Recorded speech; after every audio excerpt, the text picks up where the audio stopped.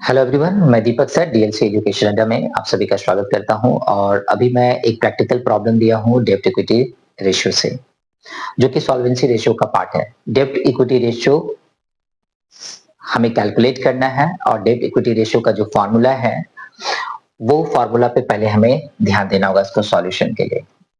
तो यदि हमें डेब्ट इक्विटी रेशियो निकालना है तो हमें पहले फॉर्मूला लिख लेना होगा। डेब्ट इक्विटी रेशियो हमें लिखना होगा टोटल डेब्ट, है ना, जितना है हमारा वो निकाल लेंगे। टोटल डेब्ट मतलब टोटल लॉन्ग टर्म डेब्ट और total share holder fund, total share holder total share holders fund हमें कैलकुलेट करना होगा। टोटल डेब्ट को आप डायरेक्टली लॉन्ग टर्म लोन जितने हैं वो आपको कैलकुलेट करना होगा। सो डेब्ट इक्विटी रेशियो की यदि बात करें तो टोटल डेब्ट या टोटल आपका टोटल डेब्ट कितना है लॉन्ग टर्म में, वो आपका जानना है। टोटल लॉन्ग टर्म डेब्ट आपका कितना है वो आपको जानना होगा। तो ये सवाल लेने के पीछे छोटा सा नहीं, काफी ज्यादा रीजन था। मैंने सवाल को जब मैंने देखा तो इसमें लगा कि काफी चीजें डिस्कस करने के लिए है इस सवाल को सॉल्व करने के लिए। सबसे पहले इस सवाल में ना 3 ही इंफॉर्मेशन दिया है। पहला टोटल एसेट्स, दूसरा टोटल आउटसाइड लायबिलिटीज, तीसरा करेंट लायबिलिटीज। ये 3 आइटम है और हमें बताया, हमसे पूछा जा रहा है डेब्ट इक्विटी रेशियो निकालिए। थोड़ा बैलेंस शीट का थोड़ा नॉलेज होना चाहिए ये सवाल को सॉल्व करने के लिए। ये सवाल कैसे बनाएंगे यहाँ पे कि हमें लॉन्ग टर्म डेब्ट मिल जाए, लॉन्ग टर्म डेब्ट हमको मिल जाए। तो चलिए जो जो यहाँ से हम निकाल सकते हैं उसके बारे में बात करेंगे। एक्चुअली कुछ यहाँ पे आइटम लिखा है जो इनडायरेक्टली ये क्या कहना चाहता है वो भी मैं आपसे डिस्कस करता हूँ। सबसे पहले यदि ये टोटल एसेट्स बता रहा है तो आप यहाँ से total assets is equal to total liability बोल सकते हैं ना, दोनों सेम होगा। टोटल लायबिलिटी यदि किसी सम्स में आपको टोटल एसेट्स बता दे तो आपका समझने का अंडरस्टैंडिंग के लिए कि जितना टोटल एसेट्स होगा उतना ही तो टोटल लायबिलिटीज भी होगा। तो तुम कह सकते हो कि सर मेरे पास में टोटल लायबिलिटीज पता है और यदि टोटल लायबिलिटीज आपको पता है, ठीक है। अब देखिए टोटल आउटसाइड लायबिलिटी है, टोटल आउटसाइड लायबिलिटी।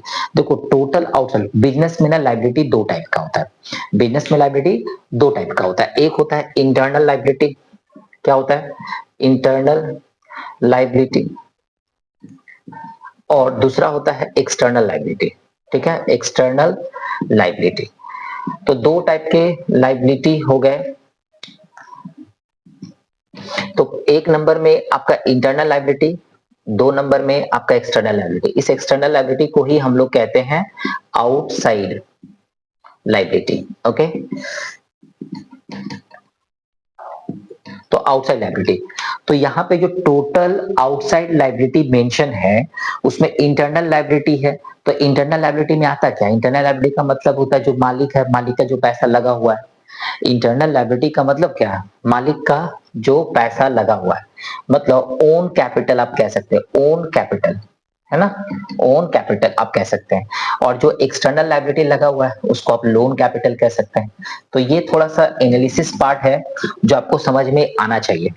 तो जब ये टोटल आउटसाइड लायबिलिटी बता दिया और उसमें तो इंटरनल लायबिलिटी नहीं ना लिया, तो टोटल लायबिलिटी लेके हम तो इसके साथ कंपैरिजन नहीं कर सकते क्योंकि टोटल आउटसाइड लायबिलिटी से हमको टोटल लायबिलिटी नहीं मिलेगा। क्योंकि टोटल लायबिलिटी में इंटरनल लायबिलिटी भी जुड़ा हुआ है ना। तो टोटल आउटसाइड लायबिलिटी और टोटल लायबिलिटी सेम नहीं हो सकता। उसका रीजन क्या है? क्योंकि उसमें शेयर होल्डर्स का फंड नहीं जुटा हुआ है, मतलब ओन कैपिटल जो लगा हुआ है, मालिक का जो पैसा लगा हुआ है वो इसमें नहीं होगा। तो हम लोग करने वाले क्या है, हम लोग जो टोटल आउटसाइड लायबिलिटी दिया हुआ है उसमें करेंट लायबिलिटीज बोल दिया। अच्छा, करेंट लायबिलिटी जो बोला है वो इंटरनल लायबिलिटी तो होगा नहीं, करेंट लायबिलिटीज इंटरनल लायबिलिटीज होगा नहीं, वो तो एक्सटर्नल लायबिलिटी ही होगा। तो यदि करेंट लायबिलिटीज को यदि माइनस कर दिया जाए तो नॉन करेंट लायबिलिटीज निकल जाएगा ना, नॉन करेंट लायबिलिटी, लायबिलिटी। अब बात को समझिए, ये जो एक्सटर्नल लायबिलिटी देख रहे हैं ना इसका 2 भाग हो गया है। एक्सटर्नल लायबिलिटी का 2 भाग हो गया है। एक हो गया है क्या? करेंट लायबिलिटीज, एक नॉन करेंट लायबिलिटीज। है ना, थियोरेटिकल पोर्शन है अंडरस्टैंडिंग करने के लिए। एक्सटर्नल लायबिलिटी दो भागों में डिवाइड हो गया है। एक्सटर्नल लायबिलिटी दो भागों में डिवाइड हो गया, एक हो गया है करंट लायबिलिटीज और दूसरा हो गया नॉन करंट लायबिलिटीज। अभी हमारे पास टोटल एक्सटर्नल लायबिलिटीज मालूम है 1 लाख रुपया, है ना, ये 1 लाख रुपया। और उसमें से करंट लायबिलिटीज यदि 50,000 है तो इसको माइनस कर दीजिए, तो आपके पास कितना बचेगा, 50,000 बचेगा, राइट। तो चलिए हमारे पास में टोटल डेप्ट या लॉन्ग टर्म डेप्ट हमको मालूम हो गया, क्यों, क्योंकि नॉन करेंट लायबिलिटीज ही हमारा बनाता है लॉन्ग टर्म डेप्ट। तो नॉन करेंट लायबिलिटीज के अंदर में आने वाले आइटम्स ही बनाते हैं, ठीक है, क्या, लॉन्ग टर्म डेप्ट या तो टोटल डेप्ट। तो जो टोटल डेप्ट हम कौन सा लेते हैं, नॉन करेंट लायबिलिटीज वाला लेते हैं। अब हमको शेयर होल्डर्स फंड निकालना है, शेयर होल्डर्स फंड हमको निकालना है। तो शेयर होल्डर्स फंड कैसे निकालेंगे, देखिए टोटल लाइबिलिटी में से यदि आउटसाइड लाइबिलिटी माइनस कर दे, टोटल लाइबिलिटीज में से हम लोग यदि शेयर होल्डर्स फंड यदि निकालना है तो शेयर होल्डर्स फंड कैसे मिलेगा, ये जो टोटल लाइबिलिटी, टोटल एसेट्स मतलब टोटल लाइबिलिटी, आप यहाँ पे जो टोटल एसेट्स है उसमें यदि माइनस कर देंगे, क्या माइनस कर देंगे, क्या माइनस कर देंगे, total outside liabilities, total outside liabilities, total assets में से total outside liability minus, total assets का मतलब टोटल लायबिलिटी ही होता है भाई। सो टोटल आउटसाइड लायबिलिटी मैं शॉर्ट में लिख रहा हूं, total T for total liability में माइनस कर देंगे टोटल आउटसाइड लायबिलिटी।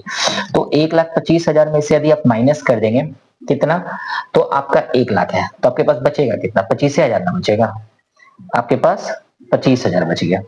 यानी कि नॉन करेंट लायबिलिटीज 50,000 है और शेयर होल्डर्स फंड आपका 25,000 है। तो डेप्ट इक्विटी रेशियो को निकालना है ना, तो डेप्ट इक्विटी रेशियो कितना निकलेगा, तो डेप्ट इक्विटी रेशियो हम इधर पे लिख लेते हैं। टोटल डेप्ट हमारे पास आया 50,000 और हमारे पास शेयर होल्डर्स फंड आया 25,000, इसको सॉल्व कर लेंगे तो कितना आ जाएगा, 2:1 आ जाएगा कि नहीं, है ना, इसको कट कर देंगे तो 2/1, 2:1 आ गया। यानी ये सम्स में, इस सम्स में थोड़ा पेच बना हुआ है। तो चलिए ये जो भी मैंने डिस्कस किया उसको थोड़ा सा आपके सामने खड़ा होके एक एक पॉइंट को बताता हूं। Total assets means total liabilities, total assets means total liabilities, ये दिमाग में डाल लीजिए। अब देखिए टोटल लायबिलिटीज जो होता है ना, टोटल लायबिलिटी जो होता है वो दो भागों में बट गया, एक्सटर्नल लायबिलिटीज और इंटरनल लायबिलिटीज, ठीक है ना। टोटल लायबिलिटी दो भागों में बांट दी है, कौन सा, एक्सटर्नल लायबिलिटीज और इंटरनल लायबिलिटीज। इंटरनल लायबिलिटीज का मतलब ही शेयर होल्डर्स फंड है, ओके, दिमाग में डाल दीजिए। इंटरनल लायबिलिटीज का मतलब ही शेयर होल्डर्स फंड है। अभी हमारे पास में हमको ये जानना होगा कि एक्सटर्नल लायबिलिटीज कितना है, तो एक्सटर्नल लायबिलिटीज का एक दूसरा नाम यहाँ पे दिया हुआ है टोटल आउटसाइड लायबिलिटीज, ओके। तो यदि आप टोटल लायबिलिटीज में से यदि outside liabilities, total outside liabilities minus कर देंगे तो शेयर होल्डर्स फंड ही बचेगा ना, तो वो कर लिए। तीसरा चीज, अब आपके पास टोटल लायबिलिटीज दिया हुआ है उसको भूल जाइए, आप केवल इसको कंसीडर कीजिए कि जो टोटल आउटसाइड लायबिलिटी है, टोटल आउटसाइड लायबिलिटी है ना, वो दो भागों में बट गया। टोटल आउटसाइड लायबिलिटी जो है वो दो भागों में बट गया, एक नॉन करेंट लायबिलिटीज और एक करेंट लायबिलिटीज। फिर से बोल रहा हूं, टोटल आउटसाइड लायबिलिटी जो है वो दो भागों में बट गया है, वो क्या है, एक नॉन करेंट लायबिलिटीज और करेंट लायबिलिटीज। तो हमारे पास में यदि ध्यान से देखा जाए तो टोटल आउटसाइड लायबिलिटी दो भागों में बट गया है, करेंट लायबिलिटीज और नॉन करेंट लायबिलिटीज। तो यदि हम इस टोटल आउटसाइड लायबिलिटी में से करेंट लायबिलिटीज को माइनस कर देंगे तो नॉन करेंट लायबिलिटीज हमारा निकल जाएगा, ठीक है ना। तो ये एक छोटा सा ट्रिकी समझता, मतलब आइटम के साथ खेलना, थियोरेटिकल नॉलेज होना। देखिए जो जो चीजें मैंने बोला है ना, यदि आप उसको अच्छे से नोट कर लेंगे, आप फिर ये 3 आइटम को खाली पढ़ेंगे ना, 3 item, total assets, total outside liabilities and current liabilities, इतना घुमा दे रहा है सम्स में कि थोड़ा दिमाग हैंग हो जाएगा। तो बस कुछ नहीं है, बैलेंस शीट का प्रॉपर नॉलेज होना चाहिए, है ना, और एनालिसिस भी अच्छी होनी चाहिए, तो फिर आपका सम्स तो बनेगा ही बनेगा। तो चलिए एक छोटा सा डिस्कशन था, ये था डेप्ट इक्विटी रेशियो का। यदि डिस्कशन अच्छा लगा तो प्लीज लाइक कर दीजिए, दोस्तों में शेयर कर दीजिए, चैनल पर नया है तो सब्सक्राइब कर लीजिए। Thank you, bye bye.